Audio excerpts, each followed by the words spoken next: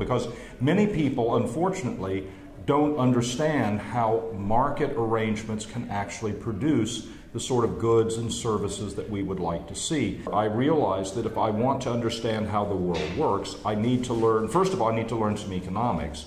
And I think that that sort of society is a much wealthier society, it's a much happier society, it's a much healthier society.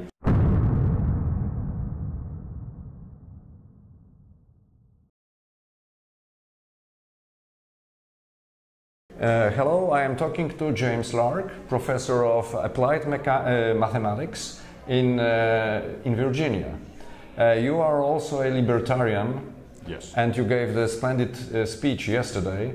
Can you introduce this speech to our viewers? Well, yes, thank you very much. I gave a lecture entitled, "Are You Ready to Rumble? Preparing Intellectually for the Battle."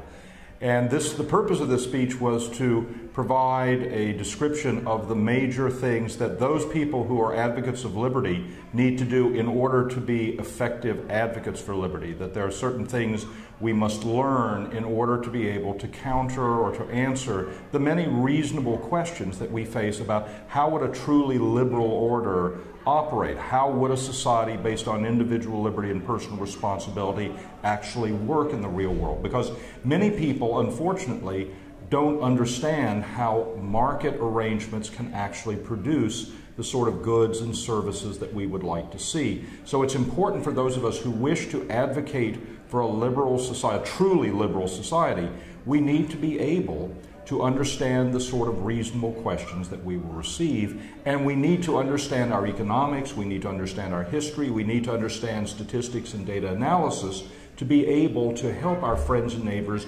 understand these ideas. Okay, so the first is to understand economics? Yes, I think anyone who wishes to understand human affairs has to understand basic economic principles. I think it's, you know, some kind of illiteracy of our societies in the United States, in Poland, in China, that the people don't understand economics, and the people in mainstream media don't mention about this issue. Absolutely. Well, there were various concepts that I mentioned during my lecture yesterday. For example, the notion of opportunity cost, that economists frequently distinguish between price and cost. Price is the value you pay in zlotys or dollars or euros in the marketplace. The price of an automobile might be so many euros.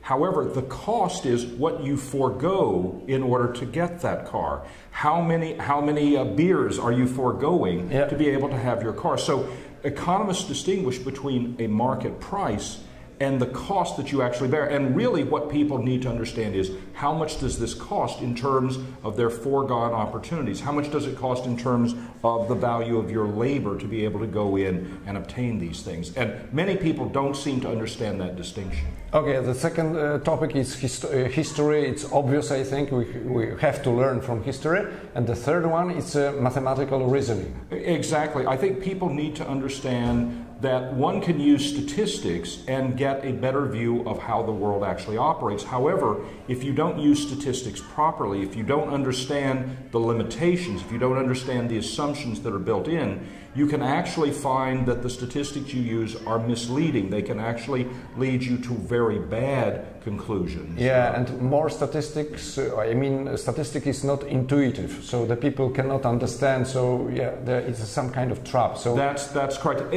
Most people can actually learn the economics, the history, the statistics, but they have to take the time and trouble to do so. They also have to discipline themselves to be scrupulously honest in terms of how they understand these things. It's one thing to understand your history, it's another thing to let your political passions govern how you interpret these things. We have to be scrupulously honest and scrupulously fair in terms of understanding these issues.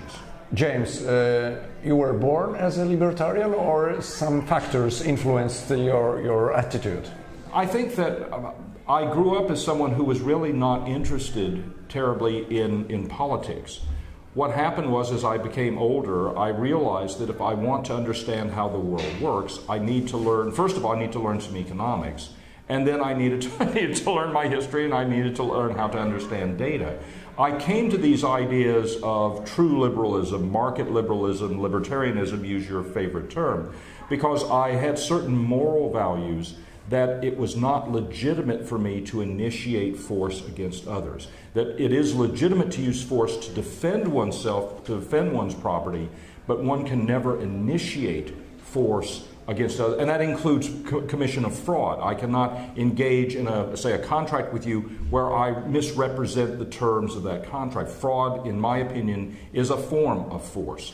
So I had certain moral values that said it's not appropriate to initiate force, but would a consistent application of these moral values, would we have a society, if society is based on individual liberty coupled with personal responsibility, would that be a better society than what we now have, where government basically initiates force in all manner? People use government in many cases, in my view, to initiate force against their neighbors. And it took me a while to think these things through, but I eventually came to the conclusion that a society based on liberty and responsibility would be no worse than what we now have, or are likely to have any under competing institutional arrangements. And in many ways, it would be much, much better. People would have the liberty to pursue their lives their way, as long as they didn't violate the rights of others. And I think that that sort of society is a much wealthier society, it's a much happier society, it's a much healthier society, and it is one where I think many more people will actually be able to benefit from the fruits of the hard work of bright people who are creating wealth. But the problem is, I think, that we are born as creatures which are looking for someone or something which protect us, and so we came to this conclusion, because I did as well as you when I was in my 40s. So our main problem is to transmit our knowledge to the young generation, to the young people. That is correct. And in many cases, the ideas that we're trying to explain are counterintuitive. They don't necessarily, people do not easily pick up on those ideas. For example, we talked yesterday about the notion of a minimum wage, the government setting for that you cannot pay people less than this. Well, if you have minimum wages, in many cases what you're doing is, by setting that minimum wage, you're pricing people out of the labor market. If someone cannot produce value of sufficiently high quality to go over that minimum wage, then essentially what you're doing is you're telling people who would hire, don't hire them, because they're not able to produce value that is worthy of that minimum wage. So an effort to have a minimum wage may hurt the very people that you want to help, but this is counterintuitive. People have to understand some basic principles of economics to understand this point. And many people, for whatever reason, don't seem to want to take the time and trouble to actually think things through. Perhaps because thinking is hard. You may also find, as you think things through, that you come to a conclusion that basically tells you you've been acting in a bad way for many years. Okay, thank you very much for this very interesting interview. Thank you. Thank you.